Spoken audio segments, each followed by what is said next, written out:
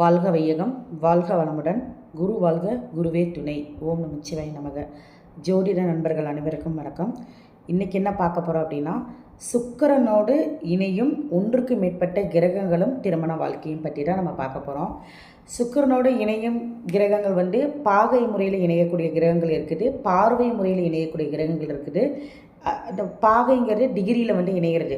அதாவது சுக்கிரன் என்ன டிகிரியோ அதுலேருந்து முன்பின் 3 டிகிரிக்குள்ளே மற்ற கிரகங்கள் இருக்கும்போது அதையும் கூட ஒரு இணைவாக தான் நம்ம எடுத்து பேசிக்கலாம். சரிங்களா?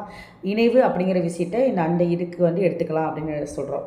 அப்போது இந்த சுக்கிரனோட தீய கிரகங்கள் சொல்லக்கூடிய பாவ கிரகங்கள் இணையுதா இல்லை சுப கிரகங்கள் இணையுதா அப்படிங்கிற பொறுத்து உங்களோட வாழ்க்கை துணை உங்களோட திருமண வாழ்க்கையை பற்றி என்ன மாதிரி இந்த திருமண வாழ்க்கையில் நடக்க போகுது அப்படிங்கிற விஷயத்தை நம்ம பார்த்துக்கலாம்.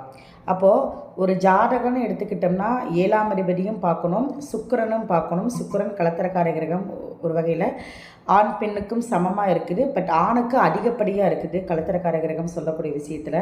அப்போது அந்த சுக்கிரனோட ஒன்றுக்கு மேற்பட்ட கிரகங்கள் இணையும் போது கண்டிப்பாக அவங்களோட வாழ்நாளில் எத்தனை கிரகங்கள் இணைந்து இருக்குதோ அதோட தசாபுத்தி நடக்கும்போது ஒரு எதிர்ப்பாளினர் அவங்க வாழ்க்கையில் ஏதோ ஒரு லைஃப்பில் வந்துட்டு போவாங்களே தவிர மற்றபடி வாழ்க்கையில் இருப்பாங்கன்னு சொல்ல முடியாது. ஸோ அப்போ ஒரு சில பேர் என்ன நினைக்கிறாங்கன்னா, சுக்கிரனோட 2-3 கிரகம் இருக்குது, அப்போ அவங்களுக்கு 2 திருமணங்கள் இருக்குது, 3 திருமணங்கள் இருக்குது, மறைமுகமாக இருக்கலாம், இல்லை முதல் திருமணம் நடந்து அதுக்கப்புறம் 2வது திருமணம் நடக்கும், முதல் திருமணம் பிரிவுகளை கொடுத்து 2வது திருமணம் நடக்கும் அப்படிங்கிற விஷயத்தையெல்லாம் சொல்கிறாங்க. அது அப்படி நம்ம எடுத்துக்க முடியாது. அப்படி பார்க்க போனோம்னா சுக்கிரனோட சுக்கிரனோட ஒரு ஒன்றுக்கு மேற்பட்ட கிரகங்கள் இருக்கும்போது பிறக்கக்கூடிய அத்தனை பேர்த்துக்குமே 3-4 தாரம் இருக்குது அப்படின்னு எடுத்துக்க முடியாது. அப்போ இதில் எப்படி நம்ம கணக்கு பண்ணணும் அப்படின்னா, சுக்கிரன் ஒரு ஜாதகத்தில் இப்போ உதாரணத்துக்கு மேசத்தில் சுக்கிரன் இருக்குன்னு வச்சுக்கிங்களேன். ஒரு 20 டிகிரியில் சுக்கிரன் இருக்கிறாரு அப்படின்னா அந்த 20 டிகிரிக்கு பக்கத்தில் அடுத்தது 2-3 கிரகம் சுக்கிரனோடு இணைந்து இருக்குது அப்படின்னா மேசத்துலேயே 3 கிரகம் இருக்குது. உதாரணமாக பார்த்தீங்க அப்படின்னா இப்போ விருச்சிக லக்னம் எடுத்துக்கோங்களேன். விருச்சிக லக்னத்தில் சுக்கிரன், செவ்வாய், புதன் 3 கிரகம் ஆச்சு. சுக்கிரனோட 2 கிரகம் சேர்ந்துருக்கு.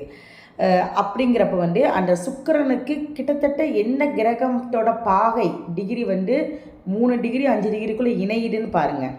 அப்போ உதாரணமாக இப்போ சுக்கிரன் விருச்சிகத்தில் 20 டிகிரி இருக்குது அப்படின்னா புதன் 23 டிகிரி இருக்குது அப்படின்னாலும் சரி, அடுத்தது செவ்வாய் 26 டிகிரி இருக்குது அப்படின்னா முதல்ல சுக்கிரனை தொடக்கூடிய கிரகம் பார்த்தா புதனை தப்பி தொடப்போகுது. ஏன்னா புதன் 23 டிகிரி, சுக்கிரன் 20 டிகிரி. அப்போது சுக்கிரனுக்கும் புதனுக்கும் தான் கனெக்ஷன் சொல்லணுமே தவிர இணைவு இருக்குது அப்படின்னு எடுத்துக்கணுமே தவிர அதுக்கு அடுத்ததாக இருக்கக்கூடிய செவ்வாய்க்கும் சுக்கிரனுக்கும் இணைவு இருக்குது அப்படிங்கிறது எடுத்துக்கக்கூடாது. இதில் தான் நிறைய பேர் இணைவுங்கிறது எல்லா விஷயத்துலையும் இணைவுங்கிறது எடுத்துக்கிறாங்க. அப்படி கிடையாது. ஒரு ஜாதகத்தில் உங்களுக்கு அடுத்த உங்களோட தசை நடத்தக்கூடிய கிரகம் எந்த கிரகத்தை போய் தொடப்போகுதுன்னு பார்க்கணும். எந்த கிரகத்தை போய் அடுத்தது டிகிரியில் வரப்போகுது, பக்கத்தில் இருக்க போகுது அப்படின்னு பார்த்தோம் அப்படின்னா அந்த கிரகத்தோட செயல்பாடு தான் அதிகத்துவமாக இருக்குது. இணைவு மூலிமா செயல்படுத்த போகுது அப்படிங்கிற விஷயத்தை எடுத்துக்கணும். அப்போ இப்போ இதில் என்ன எடுத்துக்கணும், சுக்கிரன் புதன் 20 டிகிரி சுக்கிரன் இருக்குன்னா புதன் 23 டிகிரி. அப்போ அடுத்தது சுக்கிரன் புதனை தொட போகுது. அப்போ சுக்கிரன் புதன் இணைவு. அப்போ இது மதன கோபால யோகம். அப்போ அந்த சுக்கிரன் புதன் இணைவுன்னு என்ன, ஒரு ஆண் ஜாதகத்தில் சுக்கிரன் புதன் இணைவு இருந்துச்சுன்னா பெண்கள் அப்படின்னு சொல்லக்கூடிய தோழிகள் அதிகமாக இருப்பாங்க அப்படின்னு எடுத்துக்கலாம். இதே ஒரு பெண் ஜாதகத்தில் இருந்தாலும் நண்பர்கள் அதிகமாக இருப்பாங்க அப்படின்னு எடுத்துக்கலாம். உடனே இது அதிகமாக இருப்பாங்கன்னா அப்படித்தான் எடுத்துக்கணுமே தவிர பழக்க வழக்கத்தில் கேரக்டரில் வேறு மாதிரி போகணும்னு எடுத்துக்கக்கூடாது. ஸோ அவங்கள சுற்றி எப்போவுமே கலகலன்னு இருக்கக்கூடிய எதிர்பாலினத்தவர் இருப்பாங்க அப்படிங்கிற விஷயத்தை தான் நம்ம எடுத்துக்கணும். சரிங்களா?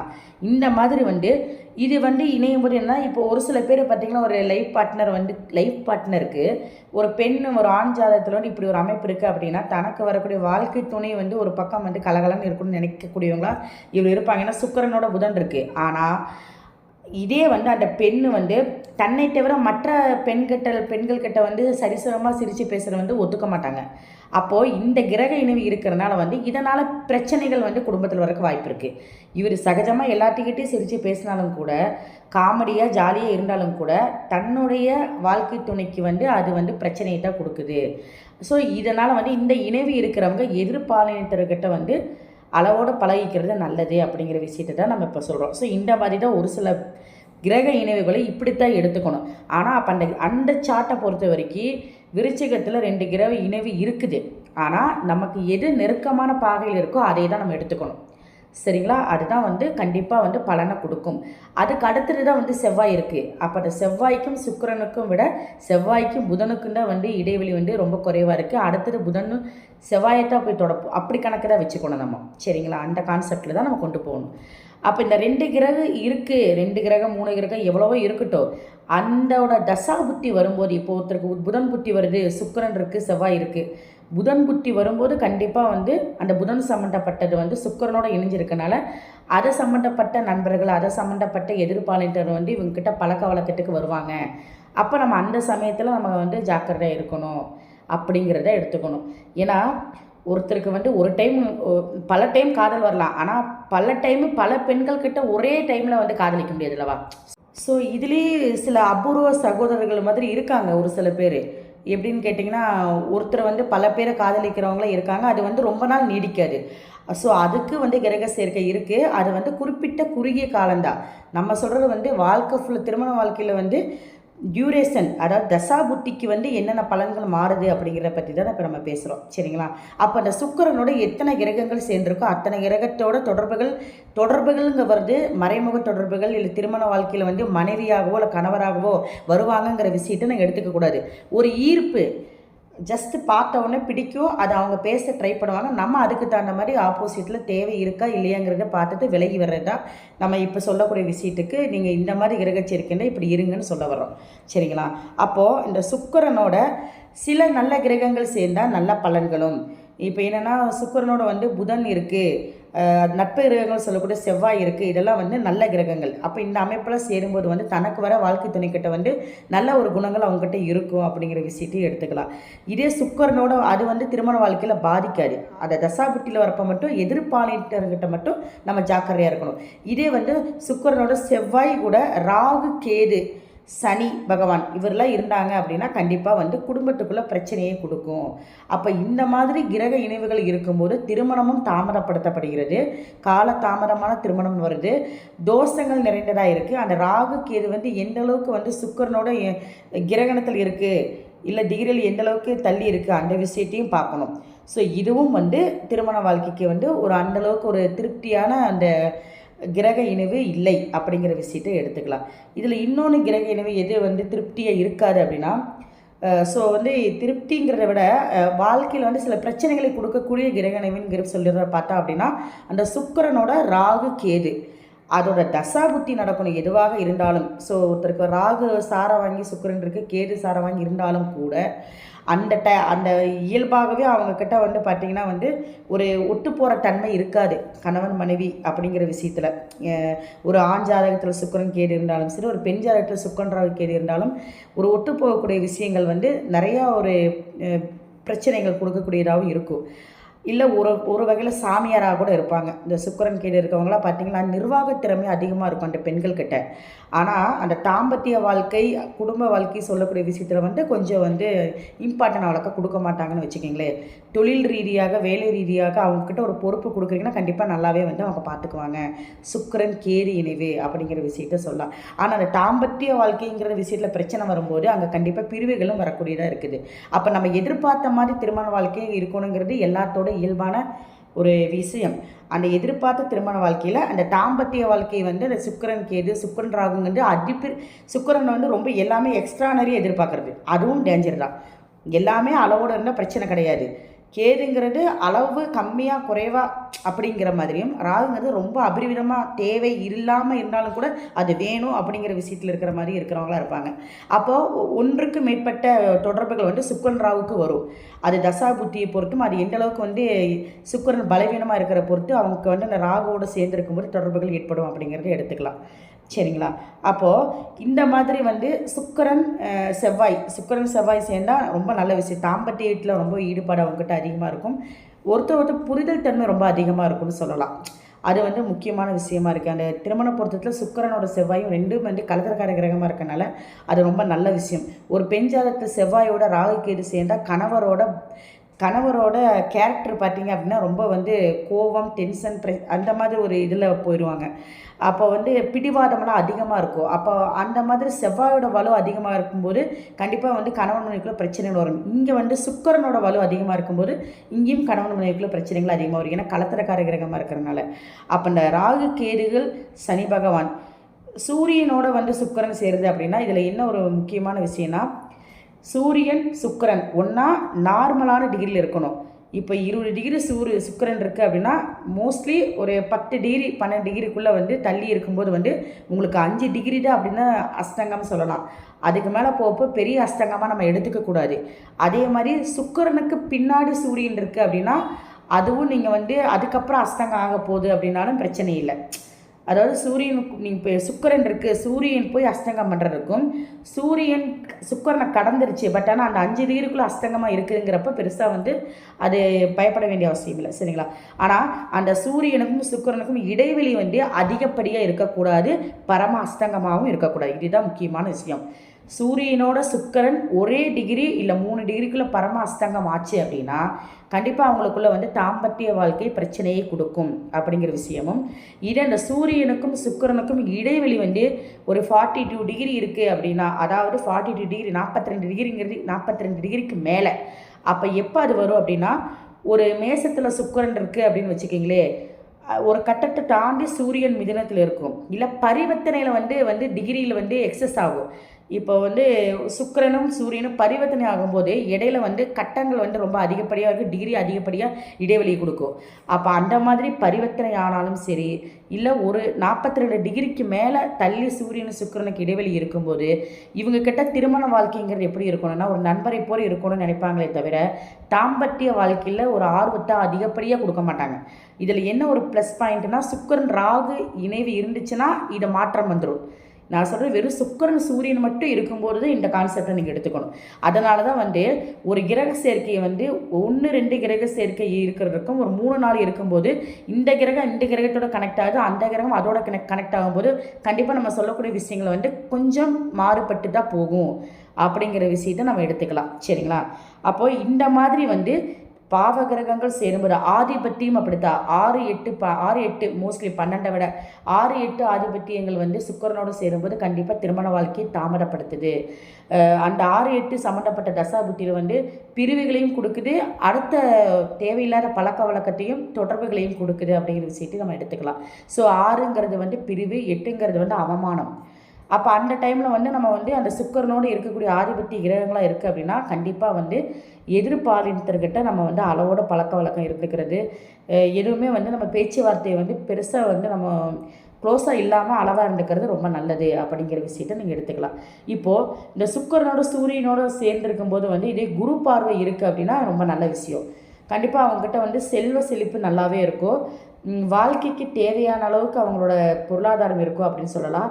இதில் வந்து இடைவெளி அதிகமாகும் போது பொருளாதார ஏற்ற இறக்கம் எப்பவுமே உங்ககிட்ட இருக்கும். இந்த சூரியனுக்கும் சுக்கிரனுக்கும் 42 டிகிரிக்கு மேலே இருக்குது அப்படின்னா நல்லா இருப்பாங்க, டக்குன்னு சடான கீழே இறங்குவாங்க, இல்லை அப்படின்னா உடனே மேலே போவாங்க. அந்த மாதிரி அப் அண்ட் டவுனாக இருக்கும் திருமண வாழ்க்கையில் வந்து பொருளாதாரத்தோட நிலைமை அப்படிங்கிற விஷயத்தை நம்ம எடுத்துக்கலாம், சரிங்களா? அப்போ இவங்க என்ன பண்ணோன்னா, இந்த சுக்கிரன் சூரியன் இணைந்திருக்கு அப்படின்னா அதே மாதிரி திருமண பொருத்தம் பார்க்கும்போது ஒரு ஆணுக்கு சுக்கிரன் சூரியன் வந்து 42 டிகிரிக்கு வெளியே இருக்குது அப்படின்னா இடைவெளி அதிகமாக இருந்தால் அதே மாதிரி தான் பெண்ணுக்கும் 42 டிகிரிக்கு மேலே இருக்கக்கூடிய அதாவது இடைவெளி இருக்கக்கூடிய அளவுக்கு அந்த சுக்கிரன் சூரியன் இருக்கிற மாதிரி பொருத்தம் பார்த்து வைக்கணும். அப்போ தான் வந்து அந்த திருமண வாழ்க்கை நல்லாயிருக்கும். இல்லை ஒருத்தருக்கு சுக்கிரன் சூரியன் வந்து அஸ்தங்கமோ இல்லை ரொம்ப டிகிரியில் இணைவு ரொம்ப நெருக்கமாக இருந்து ஒருத்தருக்கு ரொம்ப இடைவெளி இருந்துச்சுன்னா அவங்களுக்கு தாம்பத்திய வாழ்க்கையிலே பிரச்சனையை கொடுக்கும் அப்படிங்கிற விஷயத்தை நீங்கள் எடுத்துக்கலாம். அடுத்தது இந்த சுக்கிரனோட சந்திரன் இணையுது அப்படின்னா இவங்களுக்கு வந்து எப்பவுமே பார்த்தீங்க அப்படின்னா வந்து நல்ல புத்திசாலித்தனமும் நல்ல ஒரு வசீகரம் இவங்ககிட்ட அதிகமாக இருக்கும் அப்படிங்கிற விஷயத்தை எடுத்துக்கலாம். பிடிவாத குணமும் இவங்ககிட்ட இருக்கும். ஏன்னா வந்து இவங்களாம் உணர்ச்சி வசப்படக்கூடியவங்க. இந்த சந்திரனாலே வந்து உணர்ச்சி வசப்படக்கூடியவங்க. டக்குன்னு வந்து ஒரு விஷயத்த வேணும் அப்படின்னு நினைக்கிறவங்க. அப்போ வந்து இவங்ககிட்ட அந்த சுக்கிரனோடு சந்திரனும் சேர்ந்து இருக்கும்போது என்ன ஆகுனா, அந்த தன்மை ரொம்பவே அதிகப்படியாக இருக்கும். அப்போ மற்றவங்ககிட்ட பழகிறத வந்து நல்லா பழகுவாங்க. பேசுகிறது வந்து பழக்க வழக்கங்கள் எல்லாமே நல்லா அந்த அன்பு கலந்து அந்த பாசத்தோடு பழகக்கூடிய தன்மை இவங்ககிட்ட இருக்கும். ஸோ அதை பற்றி பிரச்சனை இல்லை. ஆனால் வந்து அறிவும் அழகாக இருக்கும், அதிகமாக இருக்கும், அழகும் அதிகமாக இருக்கும். அந்த அறிவு அழகு ஓகே, அழகு அதிகமாக இருந்தால் ஆபத்து. ஸோ இந்த விஷயத்தில் மட்டும் கரெக்டாக இருந்தால் பிரச்சனைகள் வராது. அடுத்தது சுக்கிரனோட செவ்வாய் நம்ம சொல்லியிருக்கோம். எப்போவுமே வந்து தாம்பத்தியத்தில் இவங்களுக்கு ரொம்பவே வந்து ஒரு நல்ல ஒரு இது இருக்குன்னு சொல்லலாம். அதே மாதிரி வந்து அழகாக இருப்பாங்க. ஏன்னா செவ்வாய் வந்தாலே வந்து இளமையான தோற்றம், தன்னுடைய வந்து உடல் அமைப்புக்கு ஆரோக்கியத்துக்கு வந்து எப்பவும் முக்கியத்துவம் கொடுக்குறவங்களா இருப்பாங்க. ரொம்ப தைரியசாலியாக இருப்பாங்க. எந்த விஷயம் திட்டமிட்டு சொல்லக்கூடிய திட்டமிட்டு சாமர்த்தியமாக செயல்படுத்தக்கூடிய தன்மை இவங்ககிட்ட அதிகமாக இருக்கும். ஆனால் பொறுமைங்கிறது மட்டும்தான் கொஞ்சம் குறைவாக இருக்குன்னு வச்சுக்கிங்களேன். ஸோ இவங்ககிட்ட அந்த விஷயங்கள் எல்லாமே நான் ரொம்ப இந்த தர்ம சிந்தனை, உதவும் மனப்பான்மை இதெல்லாமே இவங்ககிட்ட வந்து நல்லாவே இருக்கும் அப்படிங்கிற விஷயத்தை எடுத்துக்கலாம். அடுத்தது சுக்கிரன் புதன். சுக்கிரன் புதன் அப்படின்னாலே வந்து இவங்கக்கிட்ட வந்து அந்த பேச்சுக்கள் வந்து ரொம்ப கலகலன்னு பேசக்கூடிய தன்மை, நகைச்சுவை கலந்த பேசுவாங்க. சீக்கிரம் எல்லாத்தையும் வந்து பழகக்கூடிய தன்மை இவங்ககிட்ட இருக்கும். மற்றவங்களை வந்து இவங்க பேச்சு கவர்ற மாதிரி இருக்கும் மற்றவங்களுக்கு. சுக்கிரனாலே கவரும் தன்மை, புதன்னாலே பேச்சு. ஸோ பாயிண்ட்டாக பேசுகிறது, மற்றவங்கள வந்து சிரிக்க வச்சு பேசுவாங்க பாத்தியா, அதெல்லாம் இவங்ககிட்ட அதிகமாக இருக்கும் அப்படிங்கிற விஷயம். அப்போ இந்த கிரக சேர்க்கை இருக்குன்னா ரொம்ப நல்ல கிரக சேர்க்கை தான் இந்த சுக்கிரன் புதன் சேர்க்கை.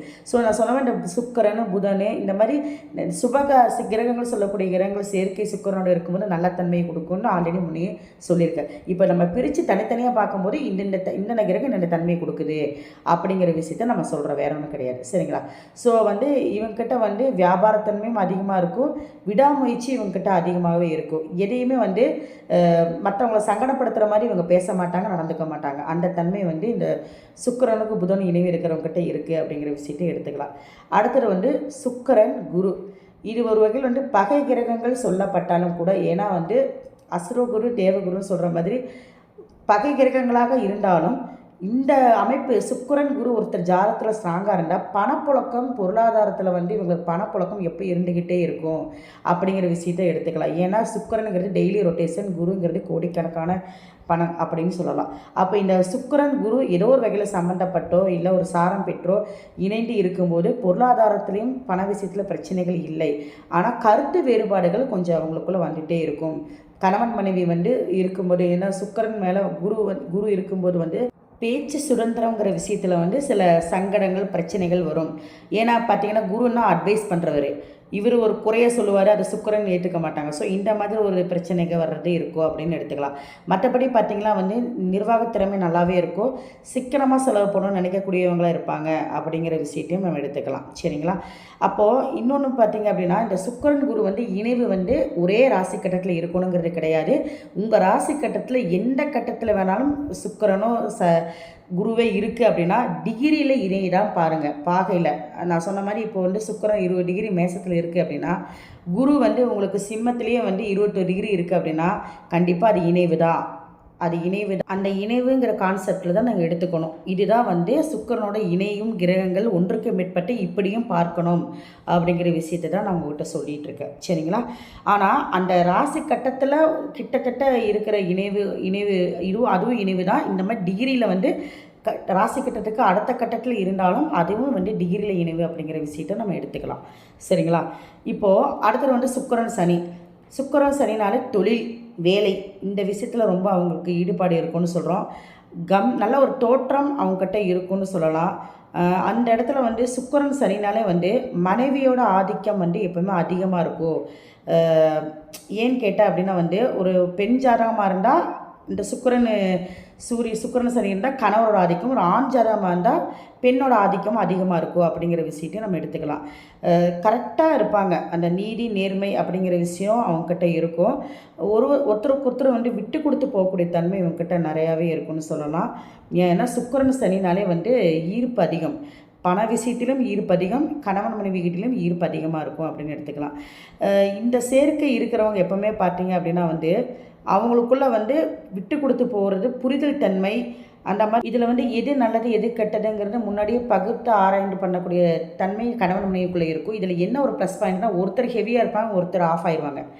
அதுதான் இதில் ப்ளஸ் பாயிண்ட்டே. அப்படி இருந்தனாலே திருமண வாழ்க்கை நல்லாவே போயிருங்க. ஸோ இந்த அமைப்பு இருக்கிறவங்ககிட்ட அந்த இருக்கும் அப்படிங்கிற விஷயத்தை எடுத்துக்கலாம். அடுத்தது சுக்கிரன் ராகு. இந்த சுக்கிரன் ராகு வந்து எப்பவுமே வந்து இந்த நான் அதான் அதோட பலவீனத்தை பொறுத்து அந்த தொடர்புகளை பற்றி நான் சொல்லியிருக்கேன். ஸோ இது வந்து மனைவியை அப்படின்னா ரொம்ப அதிகமாக பாசத்தை வெளிப்படுத்தக்கூடிய தன்மை அவங்ககிட்ட இருக்கும். ஒரு ஆண் ஜாதகமாக இருக்குது அப்படின்னா தன்னோட மனைவி கிட்ட. அதே மாதிரி சொத்து சுகமெல்லாம் நிறைய சேருங்க.